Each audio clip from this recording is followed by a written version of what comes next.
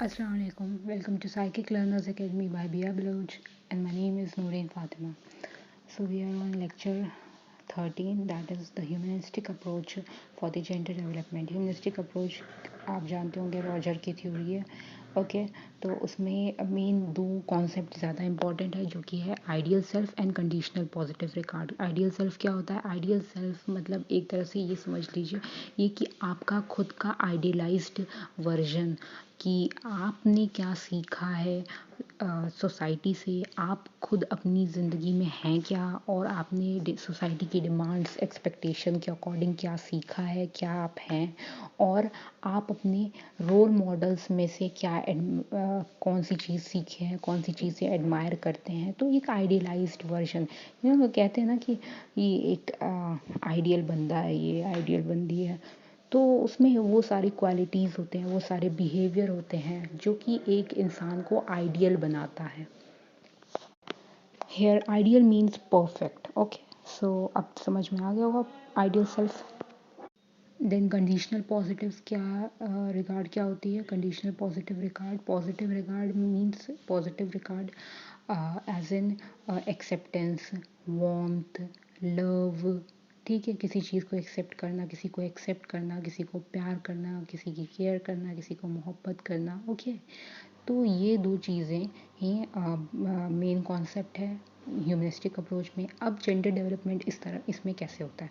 सबसे पहले कि जो जेंडर रोल होता है, यानी कि कोई मेल रोल या फीमेल रोल, वो कुछ एक्सपेक्टेशन रखता है. एक्सपेक्टेशन किन चीज़ों का रखता है? कंडीशनल पॉजिटिव रिकॉर्ड, यानी कि ये कुछ कंडीशन पे बेस्ड कुछ कंडीशन पे बेस्ड वार्म, लव, इन सारी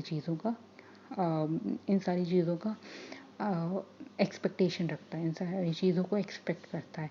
ठीक है, और उसमें आइडियल सेल्फ भी होनी चाहिए, ये परफेक्टनेस भी होनी चाहिए इन द जेंडर बिहेवियर. ठीक है, यानी कि मेल परफेक्ट हो, फीमेल परफेक्ट हो, उसमें मेल बिहेवियर्स हैं वो परफेक्ट हो, मेल में फीमेल बिहेवियर्स हो वो परफेक्ट हो. और जब परफेक्ट होते हैं आप लोग, मेल परफेक्ट होगा, फीमेल परफेक्ट होगा, तभी तो पॉजिटिव रिकॉर्ड आएगा. तो यही बात लिखी है, to achieve positive regard gender appropriate behaviour, यानी कि आइडियल सेल्फ या perfect self has to be there in an individual. ठीक है, अगर आप परफेक्ट आइडियल सेल्फ होगा तो ही आप वो एक्सपेक्टेशंस यानी कि कंडीशनल पॉजिटिव रिगार्ड तो ही अचीव कर सकेंगे और दूसरों को वो खुश कर सकेंगे. ओके तो ये अप्रोच मतलब ज़्यादा कुछ इतना एक्सप्लेन नहीं करता है, आपको खुद थोड़ा अजीब लग रहा होगा जेंडर डेवलपमेंट को. तो इसकी इस पे कोई इतना रिसर्च भी नहीं है and it's a very small topic. So बस ये दो चीज़ें आप मेंशन कर दीजिएगा शुरू में अपने ह्यूमनिस्टिक अप्रोच में. ये basically ideal self, conditional positive regard, and it will be better if you explain what is ideal self and what is conditional positive regard. You can get plus points. Okay you might if the teachers good. Okay तो खैर फिर उसके बाद अब कि इसमें gender development में ये कैसे हेल्प करता है कंडीशनल पॉजिटिव रिगार्ड और से आइडियल सेल्फ, ये बात भी लिख दीजिएगा. That's it, I think this is enough. Then we will come to cultural influences. Cultural influences बात वर्ड से ही लग रहा है कि कल्चर यानी कि हमारा इन्वायरमेंट किस तरह इन्फ्लुएंस करता है किस चीज़ में? जेंडर डेवलपमेंट में.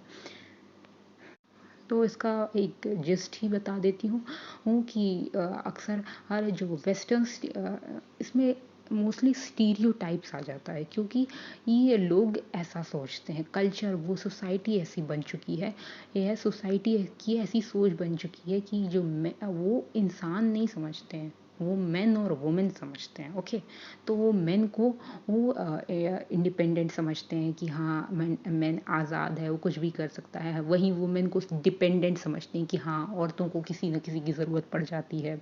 वुमेन को सोचते हैं कि हाँ इसे बर्दाश्त करना चाहिए, इसे थोड़ा कोऑपरेट करना चाहिए. वुमेन को कहते हैं कि अरे मर्द बर्दाश्त नहीं करते, तुम ही चुप हो जाओ. वुमेन को कहते हैं इस तरह. ठीक है, वुमेन को सेंसिटिव समझते हैं कि वो काफ़ी इमोशनल, सेंसिटिव, काफ़ी ही मतलब sensitive. I hope you know what is sensitive. ठीक है, तो और मेन को समझते हैं कि नहीं ही कैन मतलब बेयर वो इमोशन या फिर वो भी जो भी ही प्रॉब्लम्स हैं वो बेयर कर लेगा, वो सह लेगा. ठीक है। सह लेगा एज इन पेशेंस, बर्दाश्त नहीं, वो तो वुमेन करती हैं। Men as in like they compete and they get the problems, okay, they are not sensitive, you can say, okay. Also male के कुछ जेंडर रोल स्टीरियोटाइप्स में मेल के एट्रीब्यूट्स क्या रखे गए हैं कि वो लीडर है, चाहे वो फैमिली का हो, चाहे किसी गवर्नमेंट का हो या किसी चीज़ का, ओके। एंड एग्रेसिव, उसे गुस्सा जल्दी आ जाता है, उसे मतलब कंट्रोल नहीं होता खुद पे। एम्बिशियस, यानी कि उसके अपने गोल्स हैं, वो काफ़ी ज़्यादा चीज़ें अचीव करना चाहता है। डोमिनेंट, वो लोगों को दबाता है, ठीक है। फोर्सफुल, ज़बरदस्ती कर सकता है। इंडिपेंडेंट, आज़ाद है। Female attributes, compassionate, compassion means बहुत मोहब्बती, प्यार।